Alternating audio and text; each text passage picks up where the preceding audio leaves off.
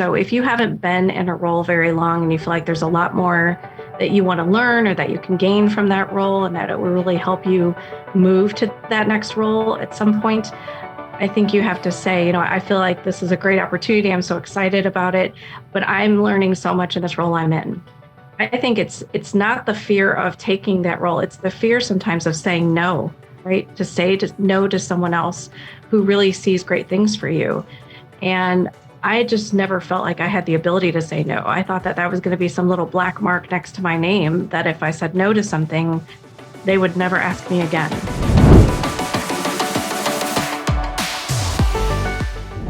This is the Workplace Therapist Show. Of course, I'm your host, Brandon Smith. Today's topic is an evergreen topic, but I think it's so relevant today, and it is the topic of visibility. How do we gain visibility? And what are the things that get in our way? And I think what makes that so challenging today is so many of us are working virtually. And how do we get that FaceTime, or frankly, get other leaders and decision makers in the business to know we're adding value? So the next time there's an opportunity, they think of us. So to guide us on this conversation, my guest is Susan Barber. She is the author of The Visibility Factor. Susan is an author, podcast host, former Fortune 500 IT director turned certified executive coach. And she and I really have a great discussion on what does visibility mean? What does imposter syndrome mean? What are some things we can start doing tomorrow to move us down that path, whether we're working virtually or not? And how can we create visibility opportunities for members of our team? So as usual, I took lots of notes. I encourage you to do the same. Stay tuned to the very end, and I will share with you my highlights.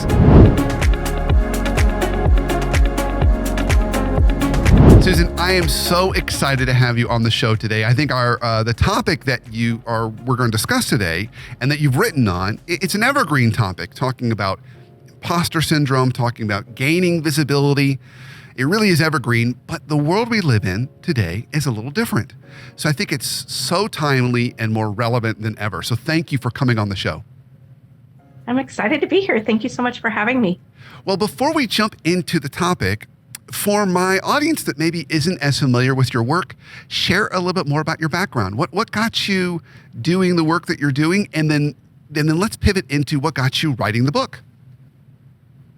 So I actually worked for a big CPG company for a really long time, and I got a lot of leadership opportunities through those experiences. And one of the things that I struggled with while I was in corporate was visibility. And I had been given some feedback along the way that I wasn't being as visible as I needed to be for my level.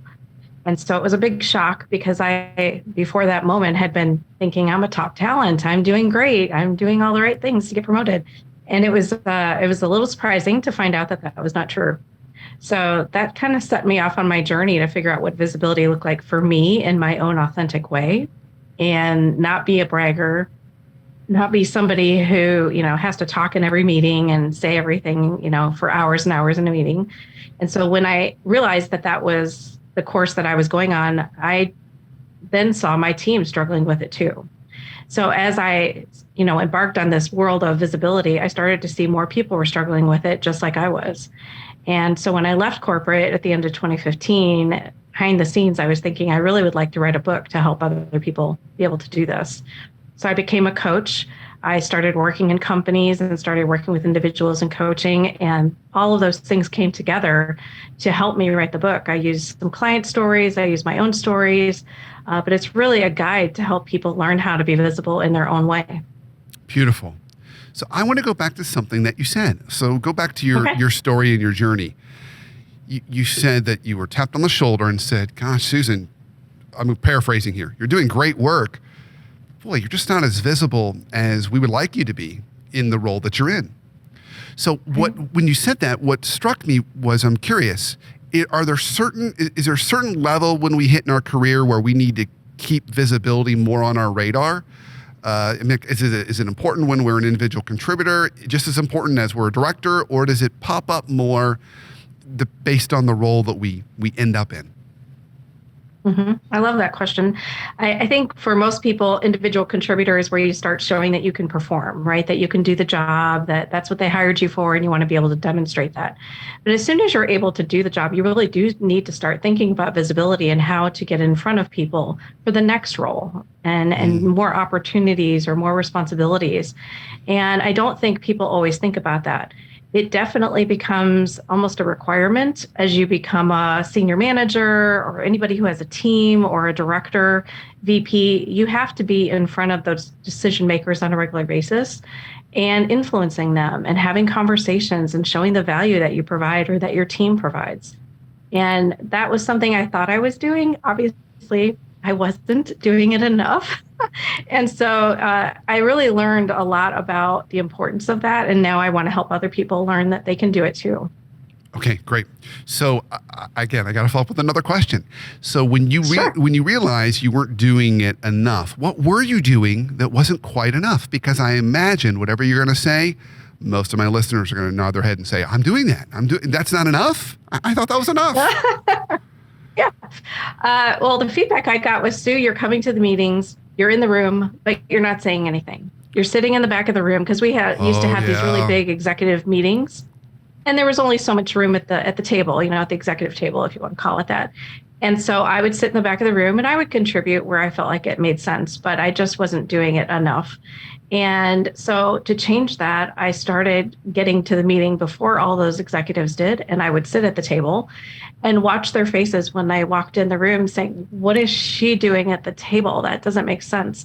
And so I just wanted to change the game, physically being somewhere else so they could see me visibly, but also trying to start to set an example for other people.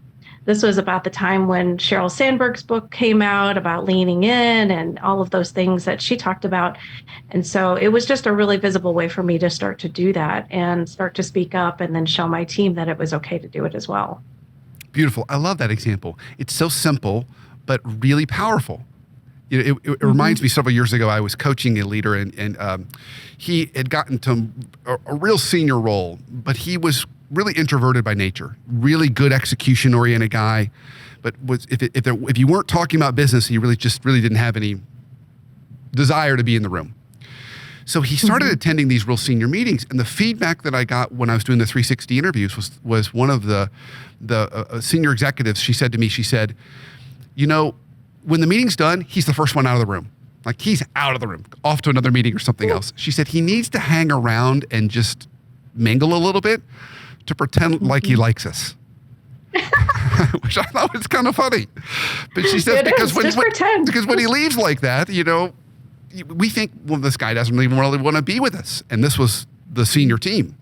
So I think there's something about getting there early and maybe even hanging around a little bit later at the end to ensure that. I love that. It's beautiful. Well, let's talk about your book. I love that you dedicated so much time to this important topic. If folks are struggling with just visibility for themselves, where do we start? What's the starting place? I think the first place, and I wrote the book around a process called RISE, which is reflect, ideate, select, and evaluate.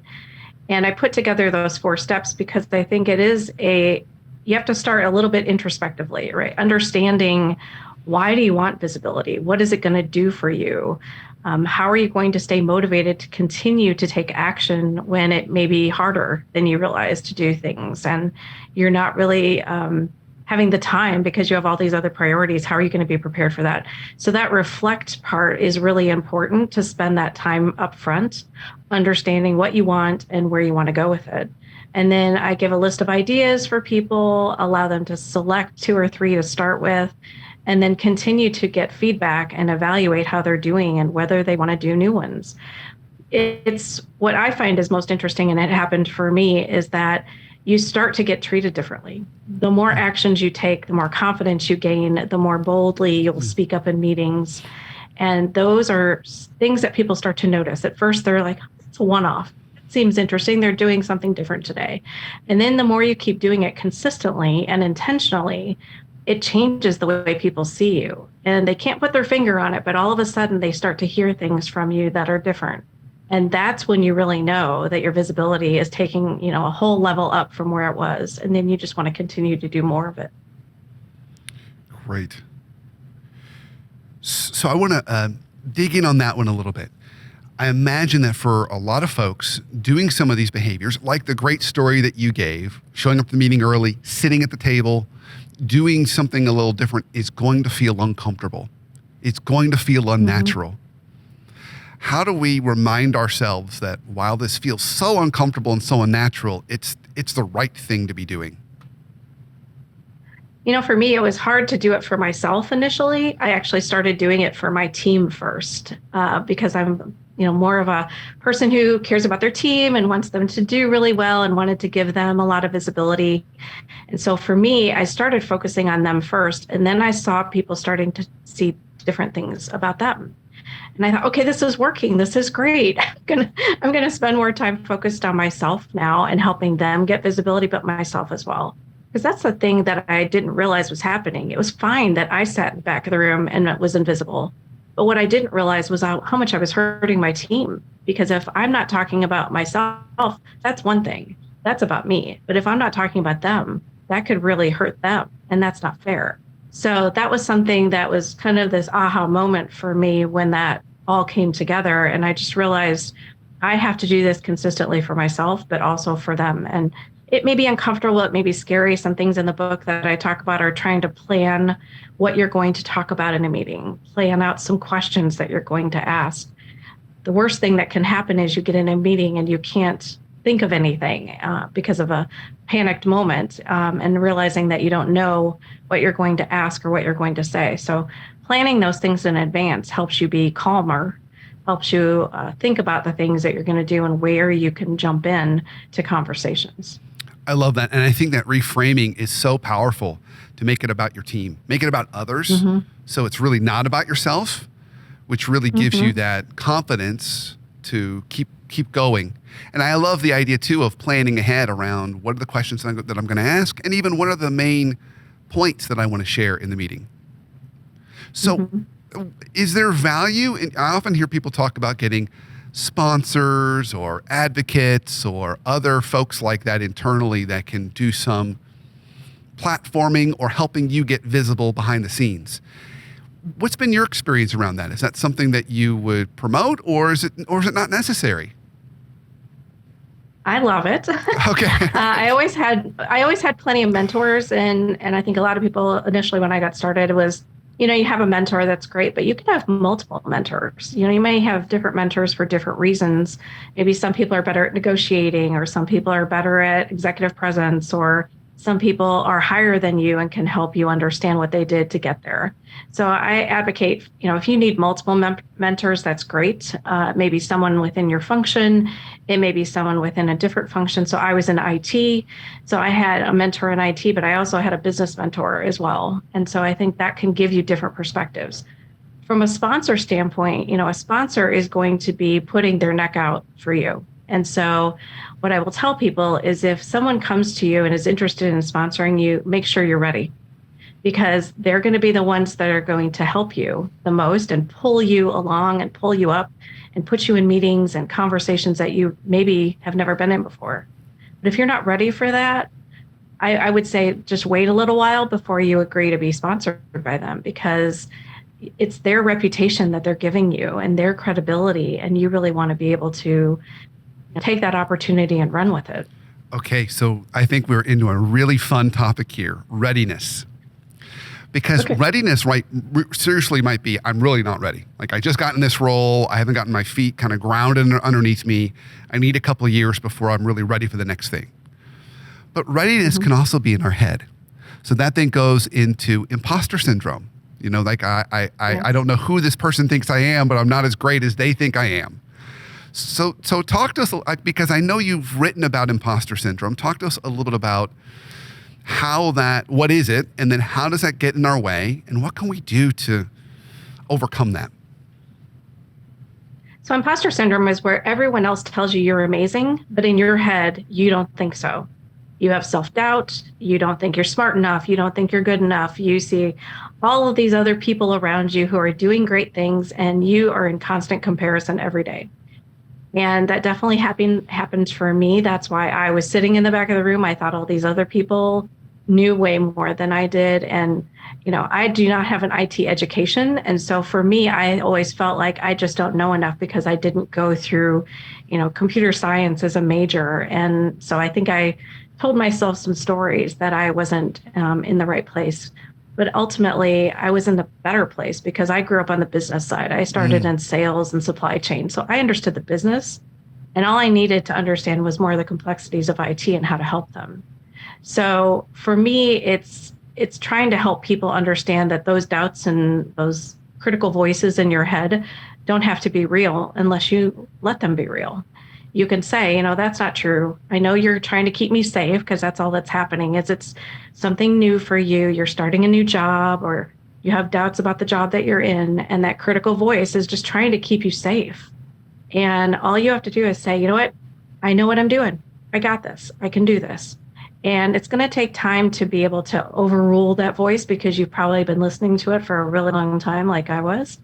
But the intent is that you are smart. You come with everything that you need. And if you need to learn something or you need to ask for help, that's perfectly fine. I grew up at a time where asking for help wasn't really the cool thing to do. And so for me, that took a long time to be willing and able to ask for help and recognize that it was okay. So here's an interesting challenge, I think, for many of us.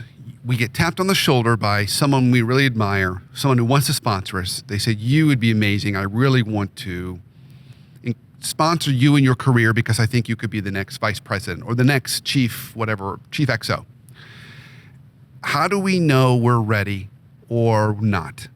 So on the one hand, it could just be in our head and we say, gosh, this person believes in me. I should trust them, trust their instincts and go wherever they think I should go. Or there could also be that side of us that says, I just got in this role or I just got in the business. I really need a little more time. I don't want to damage my brand by making a misstep. I think that's everyone's fear. I'm going to make a miss. I'm going to get into this role. I'm going to fail. And then no one's going to give me another opportunity. What do we do in that situation when we've been presented this chance? I mean, for me, I think what I coach people on is kind of leveraging their intuition and their gut a bit, right? So if you haven't been in a role very long and you feel like there's a lot more that you want to learn or that you can gain from that role and that it will really help you move to that next role at some point, I think you have to say, I feel like this is a great opportunity. I'm so excited about it, but I'm learning so much in this role I'm in. I think it's not the fear of taking that role. It's the fear sometimes of saying no, right? To say no to someone else who really sees great things for you. And I just never felt like I had the ability to say no. I thought that was going to be some little black mark next to my name, that if I said no to something, they would never ask me again. And I realized over time that if I didn't have the passion for that role or I wasn't feeling like I was ready, then I wasn't going to do the best job. And so I think you also have to just check in with yourself and say, can I see myself in that role? I know they see me in that, but can I see myself in that? Can I see myself really stretching myself? And I think you just know, honestly, that you can step into something and do something bigger. It doesn't mean you're not going to have some challenges. It doesn't mean you're not going to need help. But I think the more that you trust yourself, and that was something I didn't do early enough, trusting yourself kind of gives you that indication, right? Whether you're ready to do something bigger and that you're ready for it. And I think to that point, talking about asking for help, it's okay to accept a new opportunity like that and then come back and say, I would love to talk about what support I might be able to get as I make this transition. I've got several clients right now that I know that for lots of reasons, many really very good reasons, they've been promoted kind of beyond their years. So they've gotten great opportunities that came early. And they've been quick to say, what kind of support can I get? Because this is I've jumped over a step and I want to make sure that I'm set up well for success here. And the company's been very encouraging of that. That's a great thing. Yeah, I think there's a lot of people that get put sometimes in my company that happened and they were definitely not ready and they didn't even know to ask for support. And so they just struggled, internally to try to work it out and try to appear like everything was great. But internally they were struggling a lot and it caused them a lot of problems. So I love that people ask for the support and ask for it up front before you even get into the role. Yeah. So I want to pivot a little bit into remote work. What can we be doing since so much of our work today is hybrid? I mean, everyone I talk to has got some version of this in the office, out of the office. And it becomes a challenge to get that face time because often visibility was literally that. I saw her in the meeting. I saw her in the hallway, or opening, came up and she was the first person I thought of because I happened to bump into her the day before. What strategies do you have for us that might help us with visibility when we are working remotely? So the one that I really like the most is trying to use meetings to your advantage. So if you're in a meeting with someone or a group of people and you haven't met with them one-on-one for a while, try to use that as a way to say, you know what, I haven't met with them in 6 months or something. Let me put some time on the calendar to meet because you've just been in a meeting together. You can leverage that. Hey, I saw you in that meeting and I realized we haven't connected in a while. Let's get back together. Or if there's people in the meeting that you've never met and they don't know you and you don't really know them, that's an opportunity to get in front of them. So that's a good way to at least have a guide of people that you can connect with.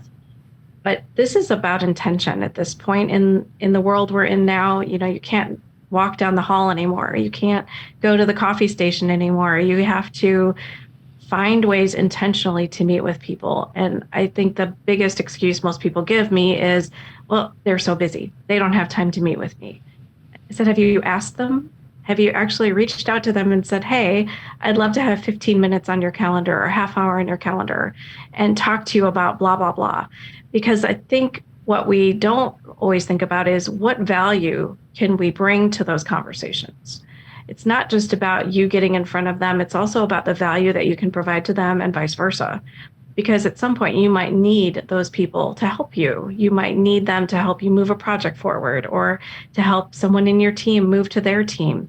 So this is about influencing and conversations in a bigger way and really taking that intentional time to connect with them. So it used to be way back in the day, pre-pandemic, I think a great way people used to do this was lunches, particularly on Fridays. Lunches on Fridays was a great way you could connect with a colleague or a peer or other leader, whether it's in the company cafeteria or you go kind of off campus and you eat somewhere. Is that still something we can leverage, or is there another way we can create kind of an informal space for those kinds of conversations? I mean, I have a lot of people that I coach that have remote work lunches where people, are all on Zoom together and eating, or they'll leverage team channels for different reasons of sharing information, or one of my clients has a whatever the day is, so whatever holiday, like one day was graduation tassel day, and so they put in the team chat who still has their graduation tassel. So this is about not only finding ways to talk to each other, but it's about engagement and bringing people together and spending time together, and not necessarily just on work stuff, right? This is about building a team remotely, which is not always the easiest thing to do. But I've seen a lot of people do it really successfully. It just takes intention and being the person who's open to conversation and listening and recognizing that we are in a different world now and not everybody is doing okay, and asking the questions, are you okay? How are you doing? How is your family? Like caring about the person in a bigger way than I think we may have done in the past.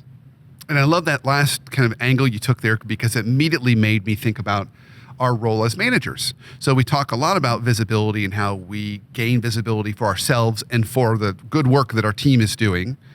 But there's also some role for us as managers and leaders to create spaces for visibility for members of our team. So let's flip that a little bit. How can we create those opportunities? I had one client in the luxury retail space. She would refer to it as platforming. She would, recommend one of her, general managers go to corporate and present something about their store so they can be platformed in front of the senior executive team. Yep. So how do we create that visibility or platforming opportunities for members of our team? 5 minutes. I mean, I think that's a great example. I remember when I first went into supply chain, my director at the time said, Sue, I'm sending you to Delaware. Like, okay, why? She said, I'm going to send you to the chocolate plant and you're going to be in a meeting. And I said, what's the meeting about? She said, you're going to be fine. Just answer whatever questions. I know you're going to know the answers. So I literally went into this meeting without any idea what it was about and had no idea and did great, right? But she kind of threw me in the ocean a little bit and I swam. And I think that was a really great thing for her to do for me because it got me some visibility at corporate. It got me some visibility at that plant. And so I've always tried to think about that for my team and how to do that for them. So your example is a great one where you send them to meetings that you can't go to, or maybe you could go to, but it's a good opportunity for them to get in front of people. Maybe giving them opportunities to present in front of other people. But one of the things that might be challenging is people who are more introverted and who struggle with that. And so what I try to teach people is look for those people and try to give them opportunities. So if you're in a meeting, everyone else is speaking, the more extroverted people are speaking, and those introverted people are kind of sitting back and not saying anything. Try to create a safe space for them because you cannot be visible, you cannot speak up, you cannot do any of these things if you don't feel safe enough to do it. And so that's where a leader can really help to create an environment and a culture of safety that allows everybody to have a voice and allows them to be able to speak up and share their ideas. So in creating that safe space, how appropriate is it to actually call on folks to say, hey, Isaac, I've noticed you haven't said anything, and I would love to get your thoughts on this topic. One of the easy ways to do that is to say, I'm going to give everybody, and we're going to talk about this topic, for example, and I'm going to give everybody an opportunity at the end to kind of give me a sentence or their take on it, so it kind of sets everybody up for an opportunity to know that they're all going to get to speak. And then it's not as scary, right? Because it's coming. It's not a surprise. I think that's the biggest thing for an introvert is, oh my God, they're going to call on me and I'm not going to be ready and I'm not going to have time to think about it. So I would leave the introverts to last so that they kind of have the opportunity to calm and to think about what they want to say. And then when they share their idea, you reinforce that. So call them afterwards, say, I loved that idea that you shared today. I'm so excited to hear more from you. I can't wait till our next meeting when you share something else. So you're trying to build their confidence behind the scenes so that they know that it's okay to keep doing that. Because otherwise they're in their head thinking, oh my God, did I say it? What was that? Was that the right thing to say? Should I have said something else? And that's what you want to try to prevent. So talking to them immediately and reassuring them that they did great. I love that strategy with introverts. Avoid surprises and then do that reinforcement and reassuring at the end. I think that's great. Well, we've covered a lot of ground today. Is there anything around visibility that we haven't talked about today that we should have? Well, one of the things that I think comes up for a lot of people is the struggle of being in a meeting and being talked over. And especially for women, I think that's hard because they may have shared an idea and then someone next to them brings up that same point, and somehow that person, whatever they said is magic. And what that person said first isn't feeling so great about that then because they brought it up first, but no one's really highlighting that they brought it up first. So one of the things that you can do, actually two things. One is you can kind of go after that, not go after that person, but say something on top of that person. So let's say that I bring up blah, blah, blah point, and that person brings up the exact same thing, but says it slightly differently. Then you can just say, thanks so much for reaffirming that point that I just brought up. I'm so excited that you agree with me. Right. So you're not, being defensive. You're not saying anything negative that they said the same thing and everybody recognized it and they didn't recognize you. You're just making the point that you said it first and that you're really, happy to be a team. You're kind of reaffirming that. The other thing you can do in meetings is to leverage other people. So I call it a visibility partnership. And that is where you may have someone in the room who is a partner with you and you kind of had this agreement that if I get the microphone, so to speak, first, I'm going to toss it to you or vice versa. And that's a really good way to help introverts too. You can, have this partnership where you talk about the great things that each of you are doing to other people. You give each other an opportunity in meetings to speak up and highlight the good things that you're doing. And it just really, really helps everybody have a voice, especially for those who are a little more leery of taking the mic first. Susan, that's great. This has been a great conversation. So I ask all my guests on this show, what's one life hack for us that can help us either have better conversations or healthier relationships, either at work or at home? Well, the one I like the best is assuming the best of others and really, putting yourself in their shoes, because most people are trying to do the best that they can, and they may not know how to have a conversation. They may have had a bad day. There may be all of these things that get in the way of you working with them. And so if you can slow down enough to say, hey, you're acting differently today. Are you feeling okay? Is something going on for you? Just asking those kinds of questions will help them drop their defenses a bit and make them calm down to a place where you can have the real conversation. I think, unfortunately, a lot of people just take that top line approach of, oh, they're being defensive today, or they're being angry today, or I don't even know what they're talking about today. And instead of just slowing down and saying, well, maybe something else is going on, maybe I could ask some questions and learn more. So assuming the best of others, go into curiosity mode, ask more questions. I think you might learn more than you realize if you slow down and do that. I think that's a beautiful tip. And goes back to something we've talked about earlier, intentionality. So Right. if people want to learn more about you, or even more importantly, buy a copy of the book, where can they go? So I'm on LinkedIn quite a bit every day. I'm on LinkedIn, but I also have a website, susanmbarber.com. And you can buy the book anywhere on any online, Amazon or anywhere else you shop online. There's an audiobook, an ebook, and a paperback. And I also have a podcast by the same name, The Visibility Factor. So you can find that anywhere you listen to podcasts. Fantastic. Well, Susan, this has been an absolute joy to have you on. Thank you for sharing your insights and your wise counsel to us. I really, really appreciate it. I got a lot out of it. I know my listeners did too.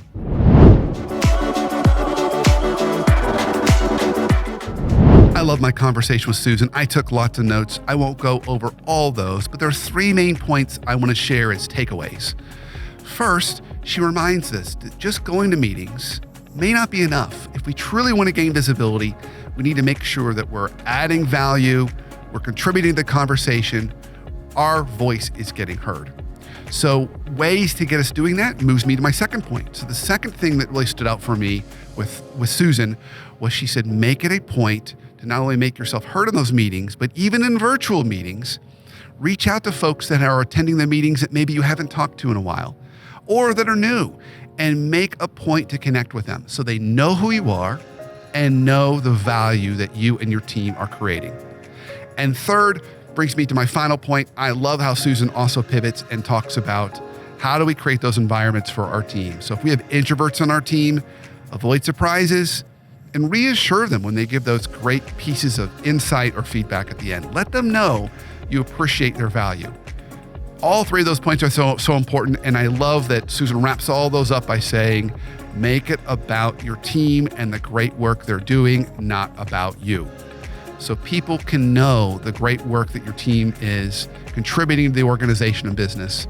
And of course, through that effort, you'll get some recognition along the way. So think about what was your one takeaway that you could put in place for you this year. Put it in place so you and your team can get the visibility that not only you'd like to get, but frankly, you deserve.